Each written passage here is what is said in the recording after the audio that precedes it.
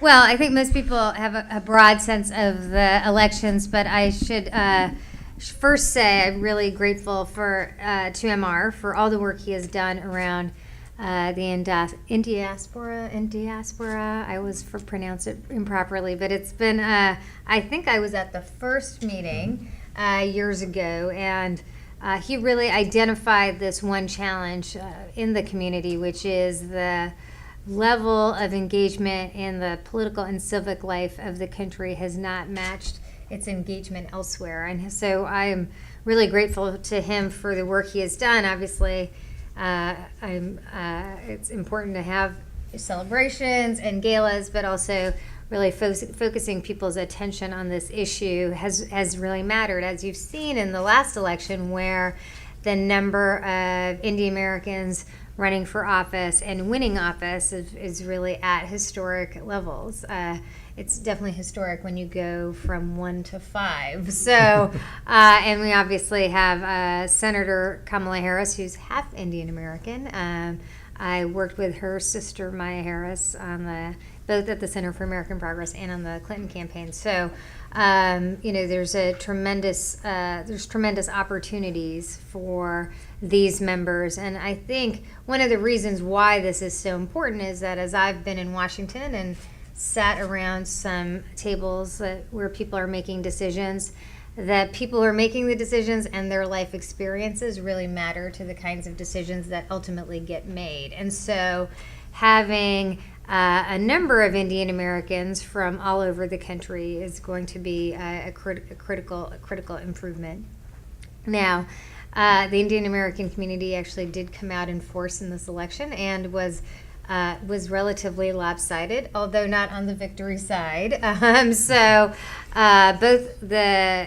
should be said, it said that the data we have about the broader AAPI community was that it voted in historic levels, that we had large numbers of first-time AAPI voters, and they voted at higher rates than have ever voted before for Hillary Clinton, even more than Obama in 2012, which had been a historic election in that cycle. And so now, again, they did not vote for Donald Trump, and I won't relitigate the reasons for that occurring. But I would say what we have seen in elections before is that once people get used to voting, once they have voted, they vote in elections to come. And so what I'm excited about is that even though the community's choice did not win the election, the engagement of the community in the elections hopefully will be like other communities and will signal engagement from here on in. I will try to be as bipartisan and magnanimous as possible, but I think it is possible that we will have continuing reasons to vote and vote as we did in this election cycle for years to come. There are 2 governor's races. They are both in states, and there are 2 governor's races in 2017, New Jersey and Virginia. They are both states with large Indian American communities. In fact, the last governor's race, the governor himself in Virginia, Governor McAuliffe, would say he won because of the Asian American community, particularly the Indian American community in Virginia. And so I think the question of whether that engagement will continue will be one that we focus on even in this year. One last point I'll make, and just make briefly, I'll probably focus a little bit more domestically on the domestic agenda to come, but I would say a lot of issues of importance to the Indian American community will be at stake in this Congress. I'll leave Ashley to talk a little bit about national security issues and Asia itself, although I have thoughts and I will say concerns about Donald Trump's attitude towards Asia.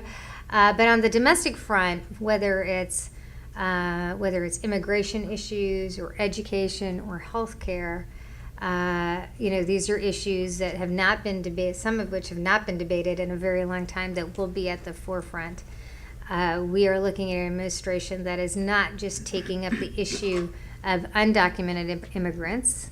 And as MR said, there are a number of Indian Americans who are undocumented, but is taking up the issue of, there's a live debate now about engaging in the question of legal immigration, and issues related to family status, H-1B visas, a whole range of issues, whether to just cap numbers. As I think most people in this room know, Asian Americans have surpassed Latinos as the largest group of influx through legal immigration.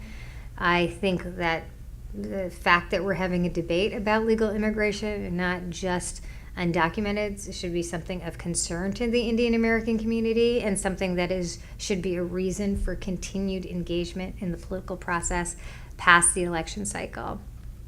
We're also going to have really far-reaching debates about education, access to public education. Public education has been a vehicle for upward mobility for the Indian American community. Access to not only good public schools but public universities has been an important issue of opportunity for the Indian American community. Those issues will be debated as well.